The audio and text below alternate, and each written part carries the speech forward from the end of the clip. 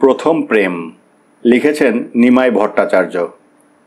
কখনো উত্তরে বাতাস, কখনো আবার দক্ষিণে বাতাস, কখনো গ্রীষ্মের দাহ, কখনো মাঘের হিম, কখনো পাতা ঝরে যায়, কখনো নতুন পাতার মহাসমারোহ। এক এক ঋতুতে এক এক রকম। কখনো পদ্মার চরে চাষিরা চাষ করে, শিশুরা খেলা করে, আবার বর্ষায় সেই পদ্মার বিভীষিকা ওদেরই রাতের ঘুম কেড়ে নেয়। মানুষের মনও ঠিক একই রকম। মানুষের মনেও জোয়ার ভাঁটা খেলে, শত বাধা বিপত্তির উজান ঠেলে এগিয়ে যায়। আবার কখনো অতীত স্মৃতির ভাঁটার টানে ভাসতে ভাসতে নিজেকেই হারিয়ে ফেলে। আজ ছবির বোধহয় এমনই একটা দিন। অফিসের কাজে শিশিরকে এত বেশি ট্যুর করতে হয় যে একলা থাকা ছবির কাছে নতুন নয়। প্রথম প্রথম সত্যি কষ্ট হতো, খুব কষ্ট হতো। কতদিন মনের দুঃখে চোখের জল ফেলেছে।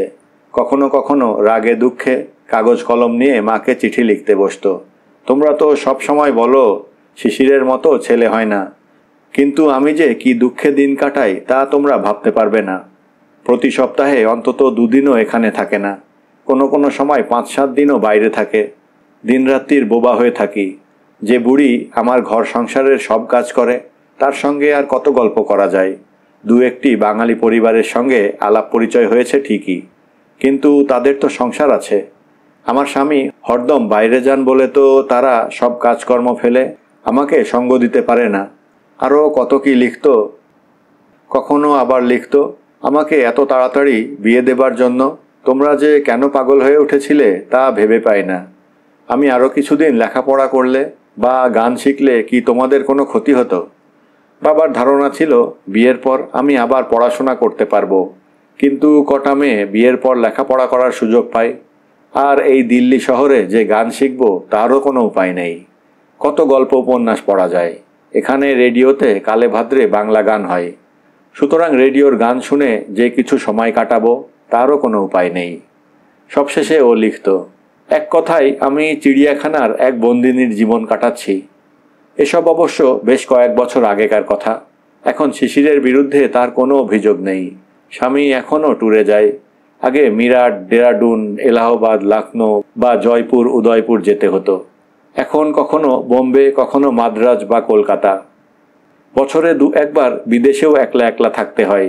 একলা একলা মানে অবশ্য ছেলে মেয়ে কাছে থাকলেও স্বামীর সান্নিধ্য লাভ না করা। তবে ছেলে মেয়েকেই বা কতক্ষণ কাছে পায়। ওরা দুজনেই 7 সকালে স্কুলে যায়, বেলা গড়িয়ে পড়ার পর ফিরে আসে। বিকেলে একটু খেলাধুলা, সন্ধ্যের পর পড়াশোনা। 9টা বাজতে না বাজতেই ঘুমে ঢুলে পড়ে।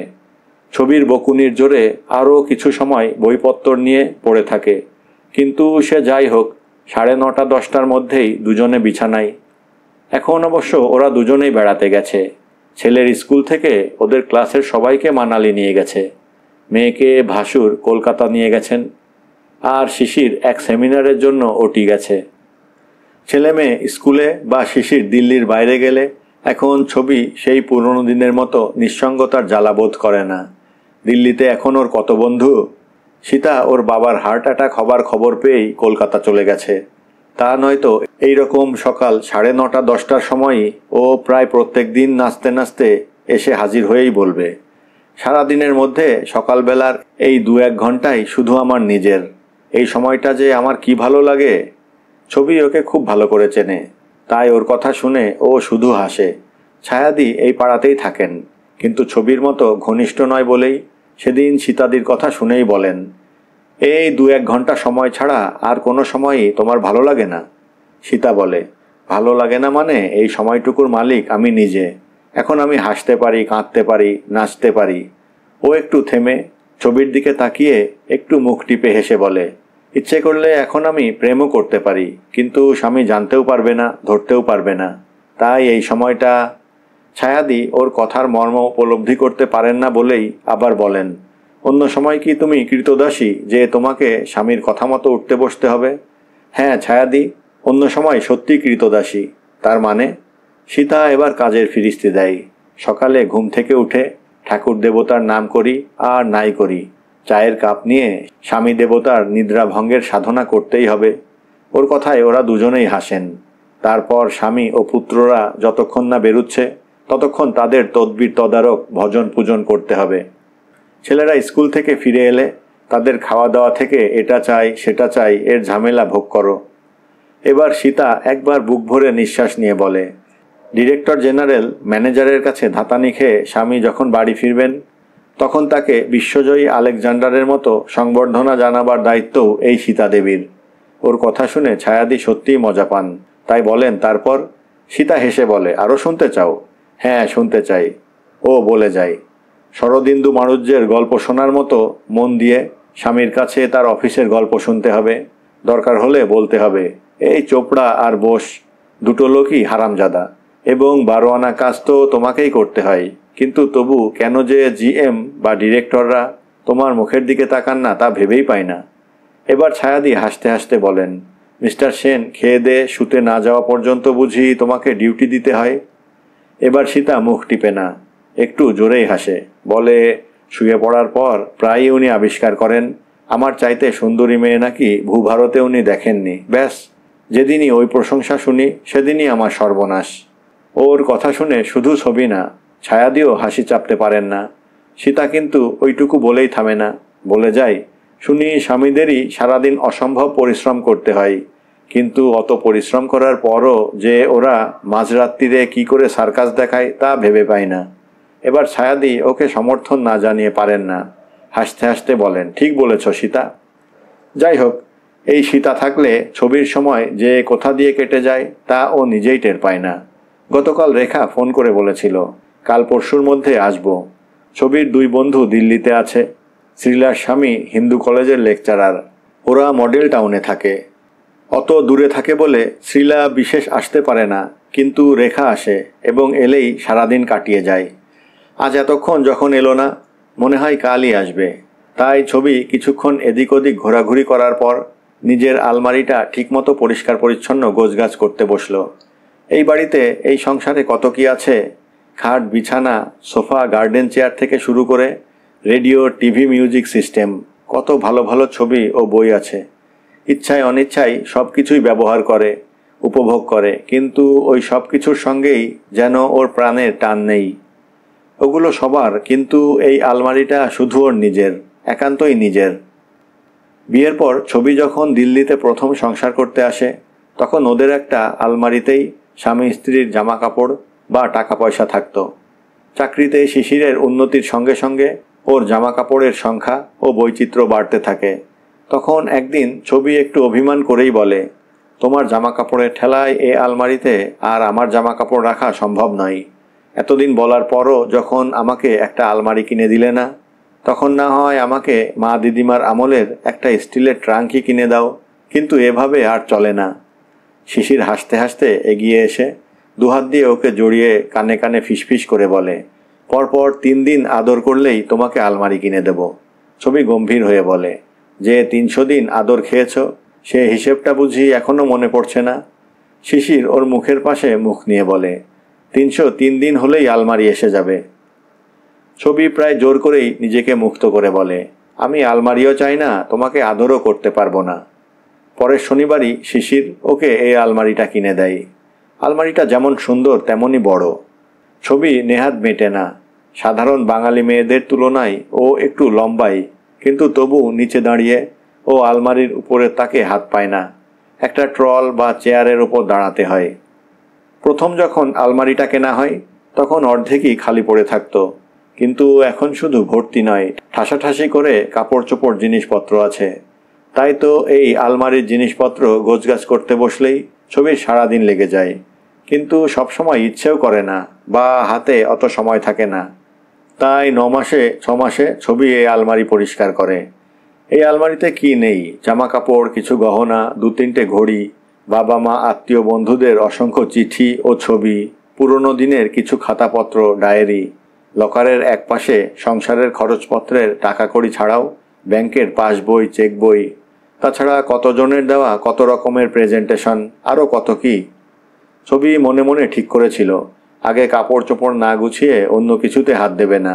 এই তো কদিন আগে শিশিরের সঙ্গে একটা পার্টিতে যাবার সময় একটা টাঙ্গাইল সিল্কের শাড়ি বের করলো, কিন্তু ওই শাড়ির সঙ্গে পরবার মতো ব্লাউজটাই পেল না। খুব ইচ্ছা ছিল ওই শাড়িটা পরার, কিন্তু হলো না। অথচ তার পরের দিন সকালেই একটা সাধারণ তাঁতের শাড়ি টানতেই ওই ব্লাউজটা বেরিয়ে এলো। এ প্রায় নিত্য নৈমিত্তিক ব্যাপার। যাই হোক, ও মেঝেতে বসে সব চাইতে নিজের তাক থেকে পুরনো সায়া আর কয়েকটি নতুন ব্লাউজ পিস টান দিতেই একটা খাতা প্রায় কোলের ওপর এসে পড়ল। খাতার মলাট ওল্টাতেই ছবি আপন মনে একটু হাসে। প্রথম পাতায় মোটা মোটা অক্ষরে লেখা আছে ডায়েরি, মাস্টারমশায়ের হাতের লেখা। খাতাটাও উনিই দিয়েছিলেন। কবেকার কথা। ছবি মনে মনে একটু হিসেব নিকেশ করে নেয়। হ্যাঁ, মনে পড়েছে। সেকেন্ড স্ট্যান্ড করে ক্লাস 5-এ উঠতেই একদিন সন্ধ্যাবেলায় মাস্টারমশাই পড়াতে এসে এই খাতাটা দিয়ে বললেন, ছবি, এই খাতায় তুমি রোজ ডায়েরি লিখবে। যাদের ডায়েরি লেখার অভ্যেস থাকে তারা সব কিছু ভালো লিখতে পারে। তখন ছবির কত বয়স? বড়জোর 9-10, না 10ও হয়নি, সবে 9 বছরে পা দিয়েছে। ডায়েরি সম্পর্কে ওর কোনো ধারণাই ছিল না। তাই তো ও মাস্টারমশাইকে জিজ্ঞেস করে, ডায়েরিতে কি লিখব? বৃদ্ধ সন্তোষবাবু একটু হেসে বললেন, তোমার যা ইচ্ছে তাই লিখবে। ছবি অবাক হয়ে বলে, যা ইচ্ছে? হ্যাঁ, যা ইচ্ছে। এবার উনি একটু থেমে বলেন, তুমি সারাদিনে যা করবে তাই লিখে রেখো। সারাদিনে যা যা করব সব লিখে রাখবো? তাহলে তো খুব ভালো হয়। ছবি একটু ভেবে আবার প্রশ্ন করে, কখন লিখবো স্যার? ভোরবেলায় ঘুম থেকে উঠেও লিখতে পারো, আবার রাত্রে শুতে যাবার আগেও লিখতে পারো। সন্তোষবাবু অ্যাক্টিভ নস্যি নিয়ে বলেন, তোমার যেমন সুবিধে হবে তেমনি লিখবে, তবে একটা সময় ঠিক থাকলেই ভালো। ছবি খাতাটা নিয়ে নাড়াচাড়া করে। মাস্টারমশাই এবার বললেন, ডায়েরি লেখার সময় তারিখ লিখে রাখবে। কেন স্যার? মাস্টারমশাই একটু হেসে বলেন, পরে বুঝতে পারবে কবে কি ঘটেছে। ছবির স্পষ্ট মনে আছে, সেদিন মাস্টারমশাই চলে যাবার পরই ও ডায়েরি লিখতে বসল। আজ এত বছর পর সেদিনের কচিমনের ডায়েরি পড়তে গিয়ে ছবি নিজেই হাসে। অদ্য সকাল 6:08 শয্যা ত্যাগ করিলাম। হাত জোড় করিয়া মা কালীর ফটোয় প্রণাম করিবার সঙ্গে সঙ্গেই দৌড়িয়া বাথরুমে গেলাম। ছবি ওই 2 লাইন পড়েই মনে মনে বলে, এ রাম। একসঙ্গে কয়েক পাতা ওল্টাতেই চোখে পড়ে কবিগুরু শ্রী রবীন্দ্রনাথ ঠাকুরের জন্মকথা কবিতাটি মুখস্থ বলিতে পারাই আমাদের বাংলার দিদিমণি খুব আনন্দিত হইলেন। উনি বলিলেন, ছবি, নববর্ষ উৎসবে তোমাকে একটি কবিতা আবৃত্তি করিতে হইবে। দিদিমণির কথা শুনিয়া আমি খুব গৌরববোধ করিলাম। ছবি হাসতে হাসতেই পাতা উল্টে যায় আর সেই সব দিনের কথা ভাবে। মোক্ষদা স্কুলের সব দিদিমণিরাই ভালো ছিলেন, কিন্তু ওর সবচাইতে প্রিয় ছিলেন ওই বাংলার টিচার চৈতালিদি। খুব সুন্দর দেখতে ছিল চৈতালিদি। উনি খুব ফর্সা ছিলেন না, কিন্তু অমন উজ্জ্বল শ্যামবর্ণ রঙেই যেন ওকে আরও বেশি ভালো লাগত। চোখ দুটো কি সুন্দর ছিল, মনে হতো সব সময় হাসছেন। নাকটা সামান্য একটু চাপা ছিল, কিন্তু মুখখানা এত সুন্দর ছিল যে ওটা চোখেই পড়তো না। তাছাড়া যেমন গড়ন তেমন মাথার চুল।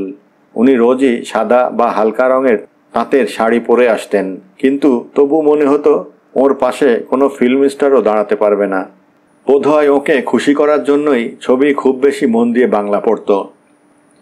আনমনে ওই ডায়েরির পাতা ওল্টাতে ওল্টাতেই ওর আরও কত কি মনে পড়ে। তখন বোধহয় 7 বা 8-এ পড়ে, কি এমন আর বয়স। কিন্তু ওই বয়সেই লিপি কি ফাজিল ছিল। রোজ টিফিনের সময় ওরা একদল স্কুলের পিছন দিকে কোনো এক গাছের ছায়ায় বসে টিফিন খেত, আর ওই টিফিন খেতে খেতেই লিপি একদিন একজন টিচারের নানা গল্প বলতো।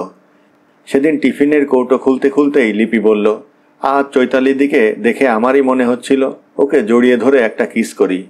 ওর কথায় অনেকেই লজ্জা পায়, কিন্তু উপভোগ না করে পারে না। রেখা বলল, চৈতালিদিকে রোজই দারুণ লাগে দেখতে। উষা বলল, যত দিন যাচ্ছে উনি যেন তত বেশি সুন্দরী হচ্ছেন। ছবি বলল, চৈতালিদিকে দেখতেও যেমন ভালো তেমনি সুন্দর ওর ফিগার। লিপি সঙ্গে সঙ্গে বলল, ঠিক বলেছিস ছবি, ওর বুক যেমন ডেভেলপ, থাইটাইগুলোও দারুণ, অথচ কোমর কত সরু। ও রসগোল্লার রসে টান দেবার মতো আওয়াজ করে বলল, শৈবাল ডাক্তারের কি ভাগ্য। 2-3 জন মেয়ে প্রায় একসঙ্গে প্রশ্ন করে, তার মানে? লিপি রেখার কাছ থেকে একটু আচার নিয়ে মুখে দিয়েই বলল, কি আবার ব্যাপার, চৈতালিদি শৈবালকে ভালোবাসে, তাও তোরা জানিস না? হাজার হোক চৈতালির ব্যাপারে ছবির আগ্রহ সবচাইতে বেশি, তাই ও জিজ্ঞেস করে, সত্যিই নাকি রে? তবে কি আমি মিথ্যে বলছি? ও প্রায় এক নিঃশ্বাসেই বলে যায়, এই তো পুজোর ছুটি আসছে, তখন দেখিস, যেদিন ছুটি হবে সেদিনই আপার ইন্ডিয়ায় চৈতালিদি শান্তিনিকেতন যাবেন। আর ওকে কথাটা শেষ করতে না দিয়েই কে যেন অবাক হয়ে বলে, শান্তিনিকেতন? আগে হ্যাঁ, ওখানে চৈতালিদির মাসি থাকেন। লিপি মুহূর্তের জন্য একটু থেমে বলে। উনি চলে যাবার একদিন পরই শৈবাল ডাক্তার কলকাতা ঘুরে শান্তিনিকেতনে হাজির হবে। লিপি কোথা থেকে কেমন করে এসব খবর জানতে পারে তা জিজ্ঞেস করার কথাও ওদের মনে আসতো না। ওরা সবাই মনে করত লিপি সত্যি কথাই বলছে, কিন্তু ওই বয়সে যে এইসব বলতে ভালো লাগে, শুনতেও ভালো লাগে, সে কথাও ওদের কারোর মনে আসতো না। হঠাৎ দুর্গাদি এক কাপ চা ছবির পাশে রেখেই বলল, তাই বলি আজ বৌদি কেন চায়ের জন্য তাগাদা দিচ্ছে না। দুর্গাদির কথা শুনেই যেন ছবি সংবিত ফিরে পায়। হঠাৎ আবিষ্কার করে ওই ডায়েরির খাতাখানা হাতে নিয়েই অনেকক্ষণ বসে আছে। না না, আর না। খাতাটা তাড়াতাড়ি সরিয়ে রেখে চায়ের কাপে চুমুক দিয়েই নতুন ব্লাউজ পিসগুলো গুছিয়ে একপাশে রাখে। এবার ছবি ওই তাক থেকে সব কিছু বের করে মেঝেই রাখে। ঠিক করে আজে বাজে সব কিছু ফেলে দেবে। ছেঁড়া ফাটা সায়াগুলো একে ওকে দিয়ে দেবে। সত্যি বেশ কিছু আজে বাজে জিনিস বেরোলো। কয়েকটা ছেঁড়া সায়া দূরে সরিয়ে রাখতে গিয়েই ওর ভেতর থেকেই কয়েকটা চিঠি মেঝেই পড়ল। ছবি একবার ভাবে চিঠিগুলো টুকরো টুকরো করে ছিঁড়ে ফেলবে সে। কি হবে পুরনো চিঠিপত্র জমিয়ে? তাছাড়া কত চিঠি রাখবে? ছবির এই আলমারিতে কয়েকশো চিঠি আছে। যখনই আলমারি গোছগাছ করতে হাত দেয় তখনই ভাবে সব চিঠিপত্র ফেলে দেবে, কিন্তু শেষ পর্যন্ত কোনো চিঠি ফেলতে পারে না। সব চিঠির সঙ্গেই কিছু সুখ দুঃখের স্মৃতি জড়িয়ে আছে। সেই সব স্মৃতির কথা মনে করে আবার চিঠিগুলো আলমারির মধ্যে রেখে দেয়। আজ সত্যি সত্যি চিঠিগুলো ছিঁড়বে বলে প্রথমে দুটো খামের চিঠি তুলে নেয়, কিন্তু ছিঁড়তে চেষ্টা করেও পারল না। বড্ড শক্ত কিছু ভেতরে আছে মনে হলো। খামের ভেতর থেকে চিঠি বার করতে গিয়েই ছবি অবাক। আরে, এর মধ্যে সেই ভগলপুরের মোক্ষদা স্কুলের বন্ধুদের সঙ্গে তোলা ফটো আছে। ইস, ছিঁড়ে ফেললে কি সর্বনাশ হতো। ক্লাস 9 থেকে 10-এ ওঠার পরই ওরা কয়েকজন ঘনিষ্ঠ বন্ধু মিলে এই ছবি তুলেছিল। এই ফটো তোলার জন্য ওরা প্রত্যেকে 3 টাকা করে চাঁদা দিয়েছিল। তাও ছবির স্পষ্ট মনে আছে। এবার ছবি ফটোটার দিকে তাকাতে গিয়েই যেন ভূত দেখার মতো চমকে ওঠে। যে লিপি সবসময় হাসত, সবাইকে হাসিয়ে মাতিয়ে রাখত, ভগবান তার মুখের হাসি চিরকালের জন্য কেড়ে নিলেন। ইস, ছবি যেন শিউরে ওঠে। মুহূর্তের মধ্যে ওর হাত পা যেন অবশ হয়ে যায়। চোখের দৃষ্টিও যেন কেমন ঝাপসা হয়ে ওঠে। মনে পড়ে কত কথা। সেই মোক্ষদা স্কুলের কথা, টিফিনের সময় চৈতালিদির রূপ যৌবনের গল্প, সুন্দরবনে পিকনিক, ক্লাস 9-এ উঠেই চৈতালিদি আর সুমিত্রাদির সঙ্গে সারা ক্লাসের মেয়েরা মিলে মান্দার হিল যাওয়া, বঙ্গীয় সাহিত্য পরিষদের সুবর্ণ জয়ন্তী উৎসবে চিত্রাঙ্গদায় অভিনয় করা ও গান গাওয়া, এবং আরও কত কি মনে পড়ে। ছবি মোক্ষদা স্কুল থেকে পাশ করার পর কলকাতায় বেথুনে ভর্তি হয়। নানা কারণে ওর আর ভাগলপুরে যাওয়া হতো না, কিন্তু লিপির বিয়েতে গিয়েছিল সে। মার অমত না থাকলেও বাবার বিন্দুমাত্র মত ছিল না, কিন্তু ছবির কান্নাকাটি দেখে উনি শেষ পর্যন্ত মত দিয়েছিলেন। ওর বিয়ের সময় মুঙ্গেয়, পাটনা, কলকাতা থেকে প্রায় সব পুরনো বন্ধুরাই ভাগলপুর হাজির হয়েছিল। হাজার হোক লিপির বিয়ে, তার উপর লাভ ম্যারেজ, বন্ধুবান্ধবরা না গিয়ে পারে? সেই অবিস্মরণীয় রাত্রির কথা ছবি কোনোদিন ভুলবে না। বিয়ের পর বাসরে আসতেই লিপিকে ওরা বলল, সত্যিই তাহলে সব্যসাচীকে বিয়ে করলি? লিপি সঙ্গে সঙ্গে জবাব দিল, এতদিন বাবা মার চোখে ধুলো দিয়ে সব্যসাচীর সঙ্গে প্রেম করার পর কি তোরা ভেবেছিলি অন্য কাউকে বিয়ে করব? ও একটু থেমে আবার বলে, আমি তো তোদের মতো ভীতু না। সেদিন কত হাসি, কত ঠাট্টা, কত গান হয়েছিল, তা আজ আবার নতুন করে ছবির মনে পড়ছে। কিন্তু বছর ঘুরতে না ঘুরতেই লিপির জীবন থেকে সব হাসি, সব গান চিরদিনের মতো চিরকালের জন্য কোথায় হারিয়ে গেল তা ও ভেবে পায় না। সর্বনাশ হবার কয়েক মাস পরে লিপি ছবিকে লিখেছিল, তোরা আমার জন্য দুঃখ করিস না। এ কথা ঠিক, ভগবান আমাদের প্রথম বিবাহবার্ষিকী উদযাপনেরও সুযোগ দিলেন না। তবু আমি জানি লক্ষ লক্ষ মেয়ে সারা জীবনে যে প্রেম, যে ভালোবাসা, যে দরদ মমত্ব স্বামীর কাছ থেকে পায় না, ওই কটি মাসের মধ্যে আমি তার চাইতে অনেক অনেক বেশি পেয়েছি।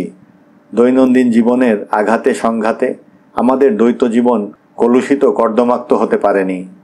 ভালোবাসার স্বর্ণ শিখর প্রাঙ্গণেই আমাদের খেলা শেষ হয়েছে। এইটুকুই সান্ত্বনা, এইটুকুই তৃপ্তি। সব্যসাচীর মৃত্যুর বছরখানেক পর লিপির দাদারা ওর আবার বিয়ে দেওয়ার চেষ্টা করেছিলেন। যেদিন ওরা লিপিকে ওদের ইচ্ছার কথা প্রকাশ করেন, সেদিন লিপি পাগলের মতো ক্ষেপে উঠেছিল।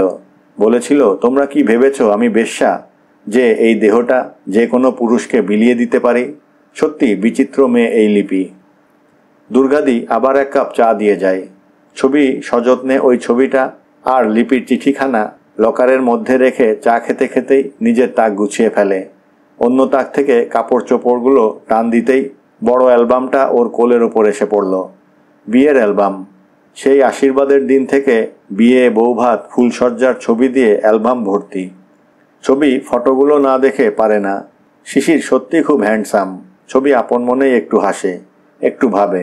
সত্যি অত তাড়াতাড়ি ওর বিয়ে করার ইচ্ছে ছিল না। ভেবেছিল আরও পড়বে, ভালো করে গান শিখবে।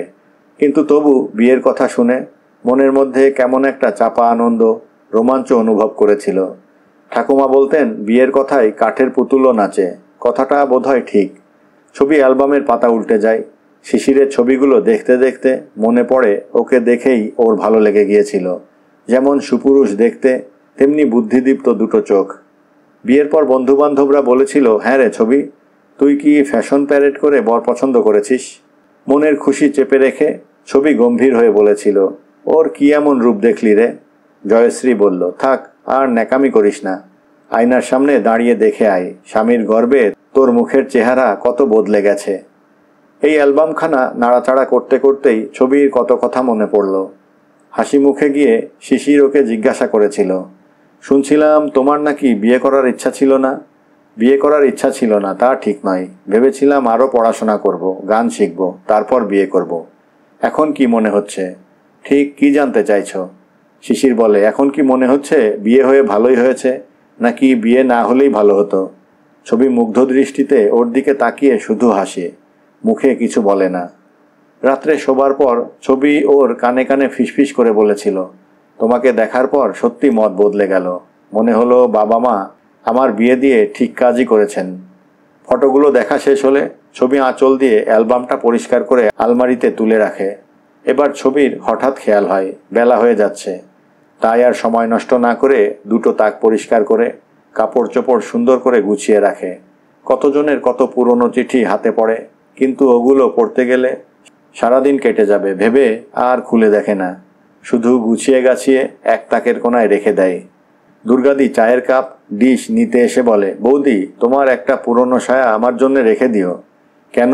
নতুন সায়া তো এই সেদিন কেনা হলো। দুর্গাদি হেসে বলে, ও দুটো তুলে রেখেছি। তাই বলো? হাতের কাছেই দু তিনটে পুরনো সায়া ছিল। ছবি সেগুলো দুর্গাদিকে দেখিয়ে বলল, এই নাও। লখনৌ চিকনের সায়া দেখে দুর্গাদি একটু হেসে বলে, এ সায়া পরলে লোকে ঠাট্টা করবে না তো? ছবি একটু হেসে বলে, তুমি শাড়ির নিচে কি সায়া পরেছ তা লোকে জানবে কি করে? তবুও। দুর্গাদি কাপ ডিশ আর সায়াগুলো নিয়ে চলে যায়। হ্যাঙ্গার থেকে ময়লা শাড়িগুলো কাচতে দেবার জন্য আলাদা করে রাখতে রাখতেই টেলিফোনের বেল বাজল। ছবি তাড়াতাড়ি গিয়ে রিসিভার তুলেই বলে, হ্যালো, কে? রেখা? শিলা তোর ওখানে এসেছে? হ্যাঁ হ্যাঁ, ওকে নিয়ে বিকেলে আসিস। না না, আমি কোথাও বেরোবো না। যত তাড়াতাড়ি পারিস চলে আসিস। আমি কি করছি?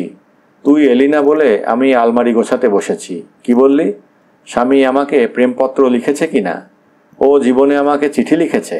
বড় জোর একবার টেলিফোন করে। হ্যাঁ হ্যাঁ, ছেলের একটা পিকচার পোস্টকার্ড পেয়েছি। মেয়ের সঙ্গে টেলিফোনে কথা হয়েছে। কবে ফিরবে? ভাসুরের কাছে গেলে মেয়ে আর ফিরতেই চায় না। না না, আমি কিছু বলি না। তাছাড়া ওই মেয়েকে নিয়ে বেড়াবেন বলে ভাসুরও তো ছুটি নিয়েছেন। আচ্ছা ছাড়ছি, তাড়াতাড়ি আসিস। বেশি বেলা হয়ে যাবার ভয়ে ছবি আর উপরের তাকে হাত দেয় না। ঠিক করে শুধু লকার দুটো পরিষ্কার করে স্নান করতে যাবে। ডান দিকের লকারটা গোছাতে বিশেষ সময় লাগলো না। ওর মধ্যে সংসার খরচের টাকা কড়ি, ওর একটা গলার চেন, দুটো ঘড়ি আর টুকটাক কয়েকটা জিনিসপত্র ছিল। অন্য লকারে অসংখ্য পুরনো চিঠিপত্র, কিছু প্রেজেন্টেশন পাওয়া জিনিসপত্র ছাড়াও আরও কত কি আজে বাজে জিনিস আছে। বাবা মা, ভাই বোন ও আত্মীয় স্বজনদের বেশ কিছু ফটোও আছে এর মধ্যে। এই লকারটা পরিষ্কার করতে গিয়ে মুশকিল হলো। 10টা পুরনো চিঠি না পড়ে একটা বাজে কাগজ ফেলতে পারে না। একটা ফটো হাতে পড়লে আরও 5টা ফটোর কথা মনে পড়ে। সেগুলো খুঁজতে গিয়ে আরও 10-20টা ফটো দেখতে হয়। দেখতে ভালোই লাগে। এসব ফটো ঘাঁটাঘাঁটি করতে গিয়েই ছবি অমিতের সঙ্গে ওর একটা ফটো দেখে আপন মনেই একটু খুশির হাসি হাসে। কত কথা, কত মিষ্টি মধুর স্মৃতি মনে আসে। সেদিন বিকেলে বাবা বাড়ি ফিরেই মাকে বললেন, হ্যাঁ গো, ভাগলপুর টিএনজে কলেজে ভাইস প্রিন্সিপালের অফার এসেছে। মা জিজ্ঞেস করলেন, অফার এসেছে মানে? আমার কলেজ জীবনের অধ্যাপক ত্রিদীপবাবু তো এখন ওখানে প্রিন্সিপাল। উনি খুব ধরেছেন। বাবাকে কথাটা শেষ করতে না দিয়েই মা বললেন, উনি তো আমার ছোট কাকার খুড়ো শ্বশুর হন। আমাকেও উনি খুব স্নেহ করেন। সব জানি। আমাকেও উনি এত ভালোবাসেন যে ওকে না বলা মুশকিল। মা বললেন, না বলবে কেন? না বলবে কেন? ওখানে ভাইস প্রিন্সিপাল হয়ে কয়েক বছর কাটালে বরং তুমি কলকাতায় কোনো বড় কলেজে প্রিন্সিপাল হতে পারবে। হ্যাঁ, তাও হতে পারে। কয়েক মাস পরই ওরা পাটনা থেকে ভাগলপুর চলে গেলেন। ছবির মনে আছে, একদিন ওরা পাটনা ছেড়ে ভাগলপুর চলে গেল, কিন্তু কেন গেল তা জানা বা বুঝার বয়স ওর তখন হয়নি। একটু বড় হবার পর ও মার কাছে সব শোনে। ত্রিদীপবাবু যেমন পণ্ডিত ছিলেন তেমন স্নেহপ্রবণ মানুষ ছিলেন। ছবির মা বাবা দুজনকেই উনি অত্যন্ত স্নেহ করতেন। ত্রিদীপবাবুর মেয়েরাই বড় এবং বহুদিন আগেই তাদের বিয়ে হয়ে গেছে। একমাত্র পুত্র নেহাতি শিশু, এমনকি ছবির চাইতেও ঠিক 2 বছরের ছোট। নাম অমিতাভ। কেউ ডাকে অমি বলে, কেউ ডাকে অমিত বলে। স্বামী কলেজ আর লেখাপড়া নিয়ে দিনরাত ব্যস্ত থাকেন বলে ত্রিদীপবাবুর স্ত্রী মহিলা সমিতি, হরিসভা, রামকৃষ্ণ আশ্রম বা সাহিত্য পরিষদ নিয়ে মহাব্যস্ত থাকেন। অমিত স্কুল থেকে এসে বাড়ির মধ্যেই আপন মনে পড়াশোনা বা খেলাধুলা নিয়ে মেতে থাকে। তাই ওর আরও সুবিধে হয়েছে। ত্রিদীপবাবুর স্ত্রীর পাল্লায় পড়ে ছবির মাকেও মহিলা সমিতি, হরিসভা ইত্যাদিতে ভিড়তে হয়েছে। স্বামীর মতো উনিও ছবির বাবা মাকে অত্যন্ত স্নেহ করেন। সংসারের প্রতিটি ব্যাপারে উনি হাসি মুখে সাহায্য করেন বলে ওর অনুরোধ এড়ানো সম্ভব নয়। ছবির বাবা মাঝে মাঝে স্ত্রীকে ঠাট্টা করে বলতেন, তুমি তো কাকিমার প্রাইভেট সেক্রেটারি হয়ে গেছো। কি করব বলো? উনি এত স্নেহ করেন যে ওকে না করতে পারি না। একটু থেমে বলেন, তাছাড়া বাড়িতে বসে বসেই বা কী করব? কাকিমার সঙ্গে 5টা কাজে বেশ সময় কেটে যায়। ছবিকে দেখছি না তো। এই তো ঘণ্টাখানেক আগে কাকাবাবু কলেজ থেকে বাড়ি ফেরার পথে ওকে নিয়ে গেলেন। আর যাবার সময় বললেন, বৌমা, ছবিয়াকে একেবারে সোমবার স্কুলে পৌঁছে দেব। ছবির বাবা একটু হেসে বলেন, কাকাবাবু ছবিকে একদিন না দেখে থাকতে পারেন না। উনি একটু থেমে বলেন, কাকাবাবুর কাছে থাকলে ছবি অনেক কিছু শিখতে পারবে। তাছাড়া বেচারি এখানে একলা একলা কি করবে? ওখানে তো অমিতের সঙ্গে খেলাধুলা করতে পারে। তা তো বটেই। ছবি অমিতের ওই ফটোটার দিকে এক দৃষ্টিতে তাকিয়ে থাকতে থাকতে ভাবে, খঞ্জনপুরে ওদের ওই বাড়িতে কি আনন্দেই দিনগুলো কাটত। পিছনের বাগানের ওই লিচুতলায় দুজনে পাশাপাশি বসে গল্প করা, আম গাছের ডালে দোলনা ঝুলিয়ে দোল খাওয়া, দুজনে একসঙ্গে কবিতা আবৃত্তি করা, সন্ধ্যের পর লাইব্রেরি ঘরে বসে পড়াশোনা করা, দুজনে এক রিকশায় চেপে স্কুলে যাওয়া আসা, আরও কত কি। বড় ঘরের ওই বিরাট খাটের একধারে শুতেন দিদি, ত্রিদীপবাবুর স্ত্রী, আর অন্য ধারে শুতো ছবি, মাঝখানে অমিত। দিদি শোবার 5 মিনিটের মধ্যেই ঘুমে অচৈতন্য হয়ে পড়লেও ওদের দুজনের চোখে ঘুম আসতো না। দুজনে গলা জড়াজড়ি করে কত কথা, কত গল্প। আচ্ছা ছবি, তুই কাঠবেড়ালি ধরতে পারবি? কেন, তুই পুষবি? হ্যাঁ। ছবি সঙ্গে সঙ্গে বলে, ঠিক আছে, একটা কাঠবিড়ালি ধরে দেব। এই কথা বলেই ও প্রশ্ন করে, কিন্তু কাঠবিড়ালিকে কি খেতে দিবি? 7 বছরের শিশু অমিত বলে, ভাত, ডাল, তরকারি, মাছ, মাংস। 9 বছরের পাকা গিন্নি ছবি বলে, তুই একেবারে বাচ্চা, কিচ্ছু জানিস না। ওরা তো রামচন্দ্রের ভক্ত, মাছ মাংস খায় না। ভাত, ডাল, তরকারি তো খাবে। ছবি স্পষ্ট জবাব দেয়, না, ওরা শুধু দুধ আর ফল খায়। আমিও দুধ ফল খেতে দেব। তাহলে ঠিক আছে। কয়েক মুহূর্ত দুজনেই চুপ করে থাকে। তারপর ছবি ওকে জিজ্ঞেস করে, কাঠবেড়ালিকে কোথায় শুতে দিবি? আমাদের দুজনের মাঝখানে ওকে শুতে দেব। না না, আমরা দুজনে এভাবেই শোবো। কাঠবেড়ালিকে একটা নতুন বিছানা করে দেব। ও একলা একলা শুতে ভয় পাবে না? ভয় পাবে কেন? ওরা তো বনের মধ্যে একলা একলাই থাকে। একটু ভেবে অমিত জিজ্ঞেস করে, কাঠবেড়ালিদের বাবা মা থাকে? কেন থাকবে না? ওরা কোথায় থাকে? ওরাও আলাদা আলাদা থাকে। ওই কাঠবেড়ালি নিয়ে কথা বলতে বলতেই রাত গভীর হয়। পিছনের বাগানে কি একটা পাখি বিকট চিৎকার করতেই অমিত ভয়ে ছবিকে আঁকড়ে ধরে। ছবিও ওকে আরও কাছে টেনে নেয়, বলে, ভয় কি, আমি তো আছি। এইভাবে দিনের পর দিন, মাসের পর মাস কাটে, বছরও পার হয়। নতুন ক্যালেন্ডার আবার পুরনো হয়। 7 সকালে ত্রিদীপবাবু, সামনের দরজার কড়া নাড়তে নাড়তে হাঁক দেন, ছবিয়া, এই ছবিয়া। শুধু ছবি না, ওর বাবা মাও তাড়াতাড়ি বেরিয়ে আসেন। কি ব্যাপার কাকাবাবু, এই ভোরবেলায় ছবির খোঁজে এসেছেন? স্বামী স্ত্রী প্রায় একসঙ্গে জানতে চান। ত্রিদীপবাবু ঘরের মধ্যে পা দিয়েই হাসতে হাসতে বলেন, ছবিয়াকে আমার হাজার কাজে দরকার।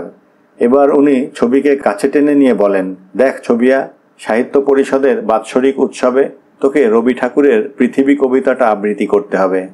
ছবি একটু হেসে বলে, ওটা খুব বড় কবিতা, তাই না দাদু? কবিতাটা বড় ঠিকই, কিন্তু তুই তো বড় হয়েছিস। ত্রিদীপবাবু ওর মাথায় একটা ঝাঁকুনি দিয়ে হাসতে হাসতে বলেন, এখন তুই আর কচি খুকি না, ক্লাস 6-এ পড়িস। আরও কত বড় বড় কবিতা তোকে আবৃত্তি করতে হবে। ছবি শুধু হাসে, কোনো কথা বলে না। ত্রিদীপবাবুই আবার বলেন, বুঝলি ছবিয়া, রবি ঠাকুর তো শুধু কবি ছিলেন না, তিনি বৈজ্ঞানিক ছিলেন, ঐতিহাসিক ছিলেন, দার্শনিক ছিলেন। উনি একটু থেমে হঠাৎ গলা চড়িয়ে বলেন, রবীন্দ্রনাথ সব কিছু ছিলেন। এই পৃথিবী কবিতাটা ভালো করে বুঝলে লক্ষ কোটি বছরের ইতিহাস জানাও হবে, বিজ্ঞানও জানা হবে। চাটা খেতে খেতে ছবির বাবা মার সঙ্গে টুকটাক কথাবার্তা বলার পর বিদায় নেবার আগে ত্রিদীপবাবু বলেন, ছবিয়া আজ স্কুল থেকে সোজা আমাদের ওখানে চলে যাবে, আর কয়েকদিন ওখান থেকেই স্কুলে যাতায়াত করবে। পড়াশোনা খেলাধুলার মাঝখানে একটু একটু করে পৃথিবী কবিতা আবৃত্তি ও সঙ্গে সঙ্গে মুখস্থ করার কাজ এগিয়ে চলে। ছবি হঠাৎ প্রশ্ন করে, আচ্ছা দাদু, অমিত কোনো কবিতা আবৃত্তি করবে না? ত্রিদীপবাবু মাথা নেড়ে বলেন, অমিত দ্বারা এসব হবে না, এখনও খুবই ছোট, তবু মনে হয় ও অঙ্কে ভালো হবে। কিন্তু অনেক কবিতা তো ও মুখস্থ বলে। তা বলে, কিন্তু কবিতা টবিতার চাইতে অঙ্ক করেই ও বেশি আনন্দ পায় বলে মনে হয়। স্কুল থেকে বাড়ি ফিরেই অমিত ডাক দেয়, এই ছবি শোন। ছবি এগিয়ে এসে বলে, কি বলছিস? আগে চোখ বন্ধ কর। চোখ বন্ধ করবো কেন? দরকার আছে। ছবি চোখ বন্ধ করতেই অমিত বলে, হাঁ কর। ছবি কোনো প্রশ্ন না করেই হাঁ করে। এবার অমিত ওর মুখের মধ্যে একটা টফি দিয়েই বলে, কেমন, ভালো না? ছবি চোখ খুলেই হাসতে হাসতে জিজ্ঞেস করে, কোথায় পেলি রে? অমিত নিজের মুখের মধ্যে একটা টফি দিয়ে বলে, পরশু এক বন্ধু দিয়েছিল। ছবি অবাক হয়ে বলে, পরশু দিয়েছিল? হ্যাঁ, পরশু দিয়েছিল, আর আজ খাচ্ছিস? তোকে না দিয়ে আমি কিছু খাই? ছবি অমিতকে দুহাত দিয়ে বুকের মধ্যে জড়িয়ে ধরে বলে, তুই আমাকে খুব ভালোবাসিস, তাই না? অমিত মাথা নেড়ে বলে, হ্যাঁ। এবার ও প্রশ্ন করে, তুই আমাকে ভালোবাসিস? ছবি ওকে খুব জোরে বুকের মধ্যে চেপে ধরে বলে, হ্যাঁ, আমিও তোকে খুব ভালোবাসি। কতদিন আগেকার কথা, কিন্তু সবকিছু দিনের আলোর মতো স্পষ্ট মনের পর্দায় ভেসে উঠছে ছবির। কোনো কিছুই ভোলেনি, ভুলতে পারে না, অসম্ভব। ছবি অমিতের ফটোটা তখনও হাতে নিয়ে নাড়াচাড়া করতে করতে হঠাৎ একটু হাসে। তুই কি বড় হয়েছিস যে শাড়ি পরতে শুরু করলি? ছবি বলে, আমাদের স্কুলের নিয়ম ক্লাস 7 থেকে শাড়ি পরতে হবে। ও একবার অমিতের দিকে তাকিয়ে একটু হেসে বলে, তাছাড়া আমি বুঝি বড় হচ্ছি না? 10 বছরের অমিত একটু চিন্তা ভাবনা করে বলে, স্কুলে না হয় শাড়ি পরে গিয়েছিস, কিন্তু এখন শাড়ি পরে শুয়েছিস কেন? কাল তো আমি এই শাড়ি পরে স্কুলে যাব না। ছবি ওর মুখের পর একটা হাত রেখে বলে, তাছাড়া আমার শাড়ি পরতে ভালোই লাগে। অমিত একটু হেসে বলে, তুই শাড়ি পরলে তোকে খুব সুন্দর লাগে দেখতে। সত্যি বলছিস? এই তোকে ছুঁয়ে বলছি। অমিত ওর বুকে একবার হাত দিয়েই বলে। এত বছর পর সেসব রাত্রির কথা ভাবতে গিয়েও যেন ছবি একটু লজ্জা পায়। পাবেই তো, এখন যে এ দেহে কামনা বাসনা লালসা পাকাপাকি আসন বিছিয়ে বসেছে। কিন্তু তখন কিশোরী মনে তো ওরা ঠাঁই পায়নি। আগের মতোই ছবি ওকে জড়িয়ে ধরে শুয়ে থাকে, মনের কথা বলে, শোনে। আচ্ছা অমিত, তুই বড় হয়ে কি হবি? আমি ইঞ্জিনিয়ার হব। তোর ডাক্তার হতে ইচ্ছে করে না? না। কেন? হাসপাতালের চাইতে কলকারখানা ল্যাবরেটরি আমার অনেক বেশি ভালো লাগে। ছবি ওর মাথায় কপালে হাত বুলিয়ে দিতে দিতে বলে, তুই খুব বড় ইঞ্জিনিয়ার হবি, বুঝলি? আমি বড় ইঞ্জিনিয়ার হলে তোর ভালো লাগবে? হ্যাঁ, খুব ভালো লাগবে। অমিত একটু ভেবে প্রশ্ন করে, তখনও তুই আমার কাছে শুয়ে শুয়ে এই রকম গল্প করবি? দূর বোকা, তখন তো আমার বিয়ে হয়ে যাবে। তখন তুই বরের কাছে শুবি? হ্যাঁ, রোজ বরের কাছে শুবি, একদিনও আমার কাছে শুবি না। বিয়ের পর বর আমাকে তোর কাছে শুতে দেবে কেন? তোর বর বুঝি রাগী লোক হবে? ছবি ঠোঁট উল্টে বলে, ভগবান জানেন। একটু পরই ও বলে, ততদিন তো তোরও বিয়ে হবে। সত্যি? বড় হলে তো সবারই বিয়ে হয়। আমার বউ আমার কাছে শোবে, তোর কাছেই তো শোবে। অমিত আবার একটু ভাবে, তারপর বলে, তোর মতো গলা জড়িয়ে শোবে? তুই বললেই শোবে। আমি কি তোকে গলা জড়িয়ে শুতে বলি? আমার ভালো লাগে বলেই আমি তোকে জড়িয়ে শুই। কেন, তোর কি ভালো লাগে না? তোকে জড়িয়ে শুতে আমারও খুব ভালো লাগে। গ্রীষ্ম, বর্ষা, শরৎ, হেমন্ত, শীত, বসন্তর চাকা ঘুরে চলে। অমিতের শৈশব বিদায় নাই। শূন্য আসন পূর্ণ করে কৈশোরের ক্ষুদে রাজা। ছবিও এগিয়ে চলে। বসন্তরাজ যৌবন এর আগমনী বার্তা অস্পষ্টভাবে শোনা যাচ্ছে। তা হোক, দুটি মন, দুটি আত্মা সেই একই সুরে বাঁধা থাকে। এই ছবি, ছবি। টিফিনের সময় দূর থেকে চিৎকার করে শ্রীলা ডাকে। ছবি ঘুরে দাঁড়িয়ে পেছন ফিরে শ্রীলাকে দেখে ওর কাছে যায়। জিজ্ঞেস করে, ডাকছিস কেন? অমিত কতক্ষণ গেটের কাছে তোর জন্যে দাঁড়িয়ে আছে। তাই নাকি? হ্যাঁ। ছবি তাড়াতাড়ি মেন গেটের কাছে গিয়ে দেখে সাইকেলে হেলান দিয়ে অমিত দাঁড়িয়ে আছে। ওকে দেখেই অমিত বলল, তোকে ডেকে দেবার জন্য কতজনকে বলেছি, তুই অনেকক্ষণ এসেছিস। টিফিনের ঘন্টা পড়ার সঙ্গে সঙ্গেই আমি সাইকেলে চেপেছি। ইস, তোকে কত কষ্ট দিলাম। অমিত একটা ক্যাডবেরি চকলেট ওর হাতে দিয়ে বলল, এই নে, আমি চলি। ছবি একটু এদিক ওদিক দেখে নিয়ে খুব চাপা গলায় বলে, তুই খুব ভালো ছেলে। অমিত ওর দিকে তাকিয়ে একটু হাসে।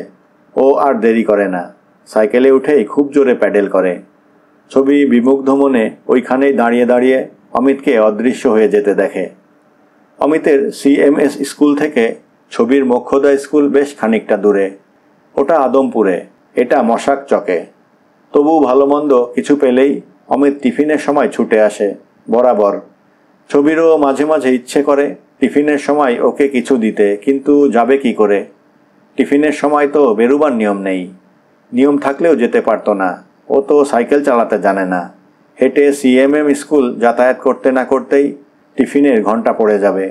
তবে টিফিনের সময়ে স্কুলে গিয়ে কিছু দিতে না পারলেও ছবি মাঝে মাঝে ওকে কিছু না দিয়ে পারে না। দিতে ইচ্ছে করে, দিলে ভালো লাগে। এই অমিত, একটু লিচু তলায় চল। কেন রে?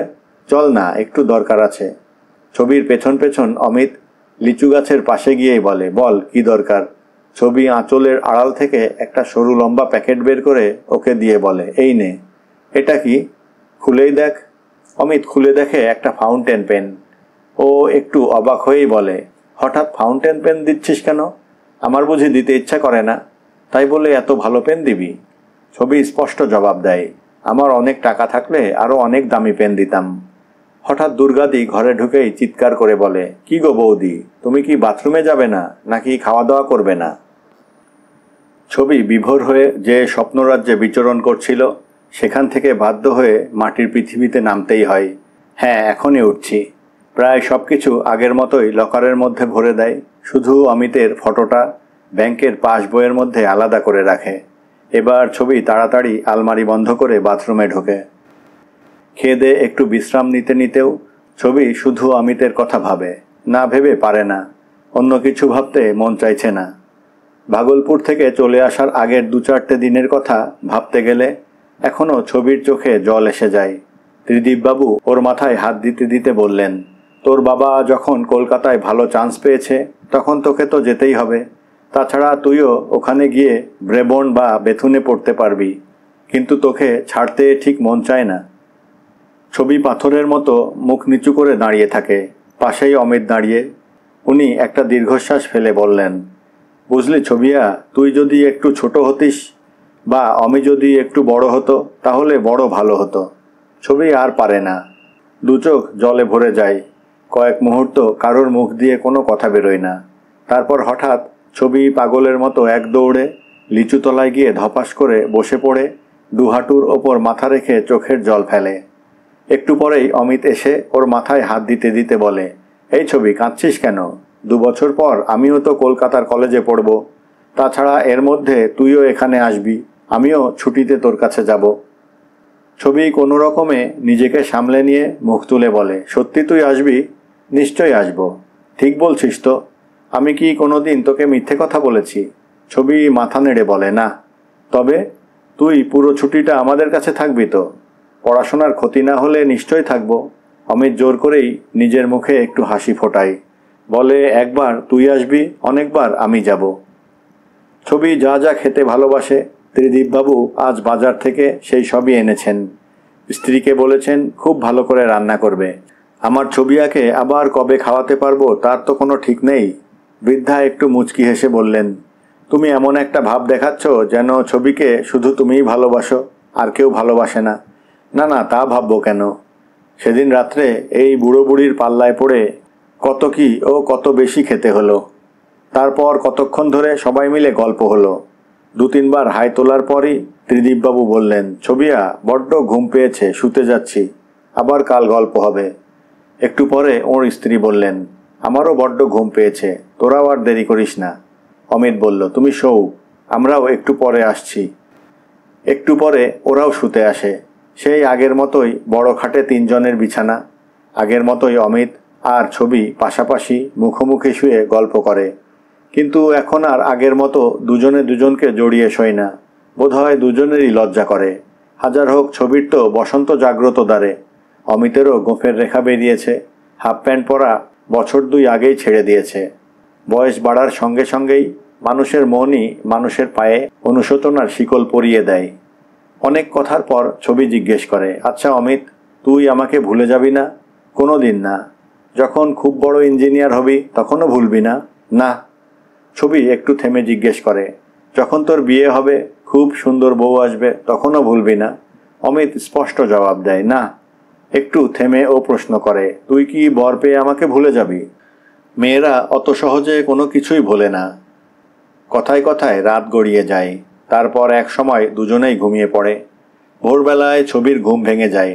অমিত ওর গায়ের ওপর একটা পা তুলে আর হাত বুকের ওপর দিয়ে অঘরে ঘুমোচ্ছে। হঠাৎ যেন ছবি লজ্জায় দ্বিধায় কুঁকড়ে যায়। না, দিদিও ঘুমোচ্ছেন। লজ্জা কেটে যায়, কিন্তু শিহরণ অনুভব করে সারা শরীরে, মনে। ছবি অমিতকে দেখে, প্রাণ ভরে দেখে, মুগ্ধ হয়ে দেখে।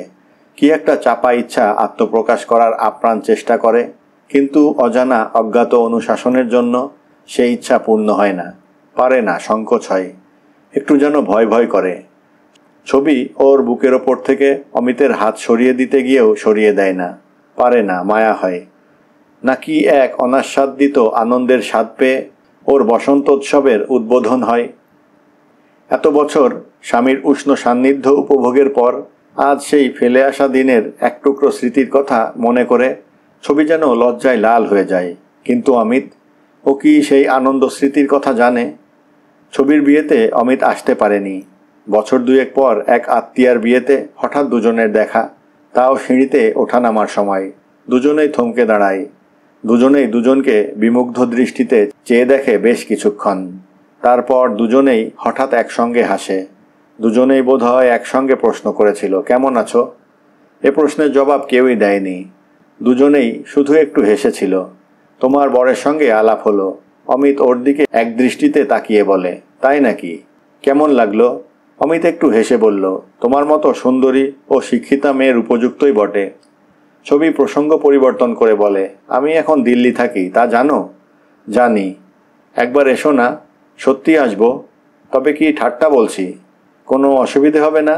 বিন্দুমাত্র না, বরং অত্যন্ত খুশি হব। অমিত একটু মুচকি হেসে প্রশ্ন করল, সত্যি খুশি হবে? 100 বার খুশি হব। ছবি একটু হেসে বলে, তোমার মতো আমিও মিথ্যে কথা বলি না। জানি। একে বিয়ে বাড়ি, তার ওপর সিঁড়িতে মুখোমুখি দাঁড়িয়ে কথা বলছে, পাশ দিয়ে লোকজনের যাতায়াতের বিরাম নেই। তবু এরই মধ্যে একটু সুযোগ বুঝে ছবি বলে, তুমি ব্রিলিয়ান্ট রেজাল্ট করেছো জেনে খুব খুশি হয়েছি। অমিত একটু হেসে বলে, কি করব বলো? ওই লিচুতলায় বসে বা আম গাছের দোলনায় দোল খেতে খেতে এমন একজনকে প্রতিশ্রুতি দিয়েছিলাম যে কিছুতেই পড়াশোনায় ফাঁকি দিতে পারি না। কথাটা শুনেই ছবি মুখ নিচু করে। কৃতজ্ঞতায় ওর সারা মন ভরে যায়, নাকি গর্ব হয়, ঠিক বুঝতে পারে না।